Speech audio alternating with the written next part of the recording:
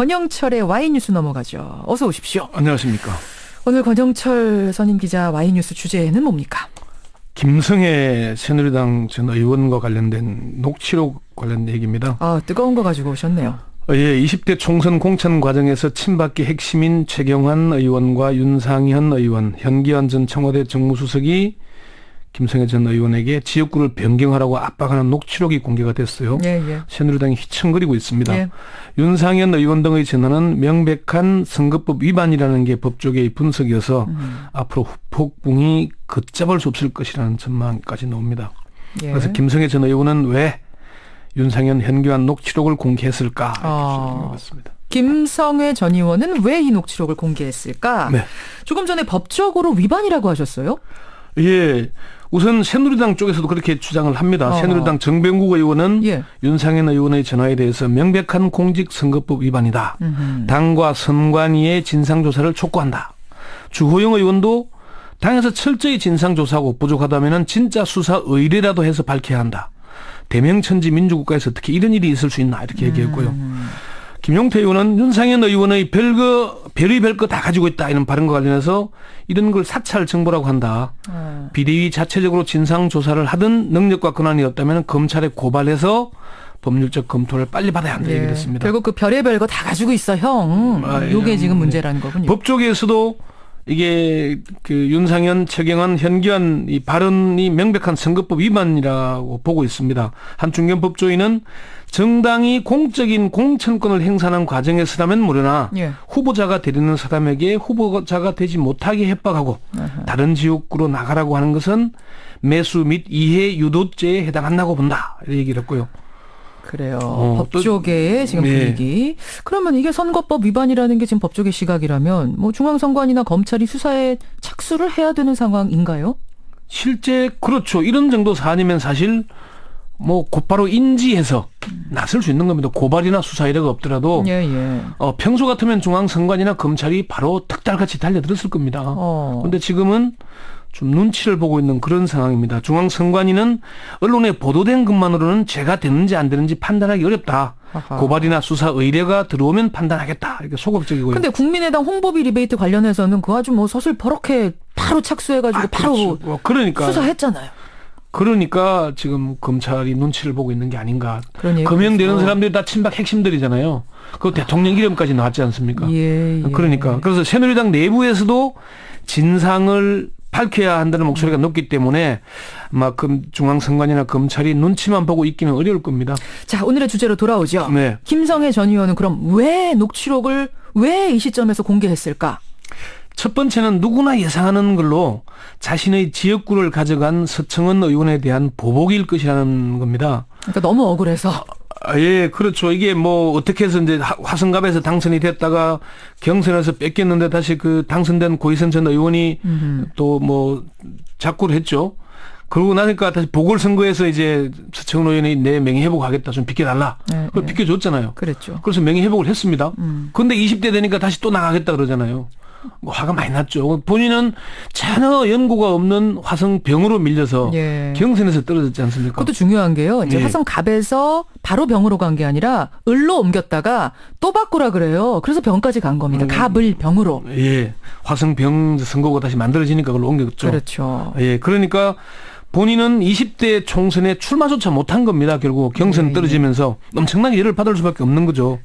그런데 그 당사자인 서청원 의원이 당대표 경선에 나선다고 하니까 김 전 의원이 보복 차원에서 녹취록을 공개했지 않겠느냐. 지역구를 빼앗아간 사람이 당대표가 되려고 하니까 죄를 뿌렸을 거 아니냐. 이런 분석이 제일 유력하게 들리고요. 첫 번째는 이제 가장 일반적으로 생각할 수 있는 분석. 두 번째는 왜인가요? 두 번째는 이게 과연 김 전 의원이 직접 그 녹취록을 뭐 언론사에 줬겠느냐.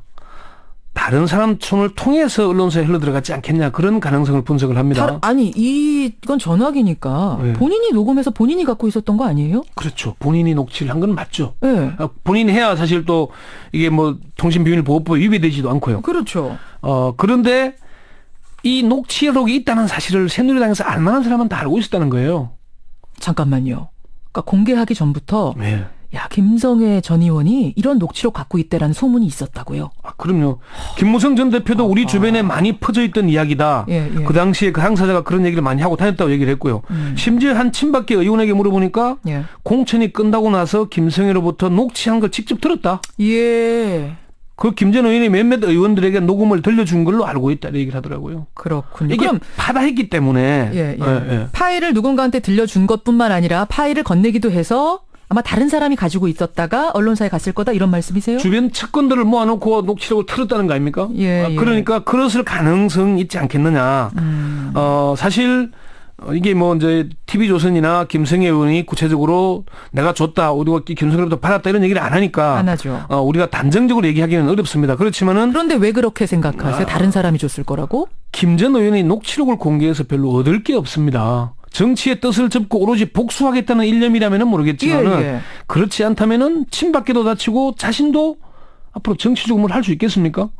아, 그러니까 아예 난 정치 안 해.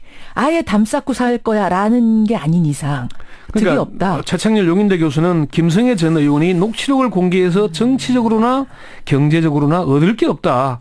김 전 의원이 공개했을 가능성이 매우 낮다고 본다. 예. 최 교수는 녹취록이 있다는 사실이 이미 여러 사람들에게 알려지면서 예, 예. 어떤 경로를 통해서건 언론사를 흘러갔지 않겠느냐 그렇게 알겠습니다. 봤습니다. 지금 본인은 연락이 안 돼요. 뭐 우리도 어제 완전 잠적입니다. 수없이 시도했지만 안 됐습니다. 안 돼서 이제 추측하는 겁니다. 자, 세 번째 왜 공개했을까? 정권 말 레임덕 현상이 아닌가 하는 분석입니다. 레임덕. 혹시 내우 외환이라고 들어보셨습니까? 내 의원 들어봤죠. 그럼요. 청와대 내부에서는 우병우의 우, 청와대 바깥에는 최경환, 현기환의 환을 붙였던 내우 외환이라는 겁니다. 아, 그런 내우 외환이요? 예. 우병우, 최경환, 현기환. 예. 이런 거 누가 만듭니까? 잘 만드네요. 청와대와 여당인 새누리당이 정신을 차리지 못할 정도로 연일 뉴스의 톱 뉴스를 장식하고 있지 않습니까? 그렇죠. 그러니까 오히려 정권을 비호하던 조중동을 비롯한 일부 보수 매체들까지 앞장서서 정권을 비판하고 있습니다. 예, 예. 전형적인 레임덕 현상인 거죠. 시사평론가인 유창성 박사는 비박계의 음모라고 보기에는 무리가 있다. 차라리 레임덕의 전형적인 현상으로 보인다. 이렇게 얘기를 했습니다. 그래요. 네 번째 이유도 또 있습니까? 결과론적인 분석인데 내년 대선 후보 결정에 영향을 미치기 위한 의도된 폭로가 아닌가 이렇게 보는 겁니다. 이게 지금 저기 친박계 쪽에서 주장하는 거죠. 의도된 거 아니냐. 그렇죠. 예, 뭡니까? 어쨌든 서청원 의원이나 최경환 의원 같은 친박계 핵심이 당대표가 될 경우에 대선 후보 경선 룰 등에서 친박계 또는 친박이 미는 후보에게 유리하게 작용할 거 아니겠습니까? 그렇겠죠. 이를 사전에 차단하기 위한 의도가 아니냐. 그래서 이런 분석에 따르면은 김성애 전 의원의 독단적인 판단에 의한 폭로이기보다는 예. 친박에 반대하는 비박 쪽에서 김 전 의원에게 녹취록을 폭로하도록 부추긴 게 아닌가. 그런 분석이 친박계 주장과 맞닿아 있는 거죠. 서청원 의원이 그런 얘기를 했잖아요. 이 시점에서 음습한 공작 정치 냄새가 나는 일이 벌어졌는지 이해할 수 없다. 그런 얘기했죠. 예. 그러면 이 녹취록 폭로가 정치 공작이라는 주장입니까? 지금 친박계는? 친박계가 그렇게 얘기를 하죠.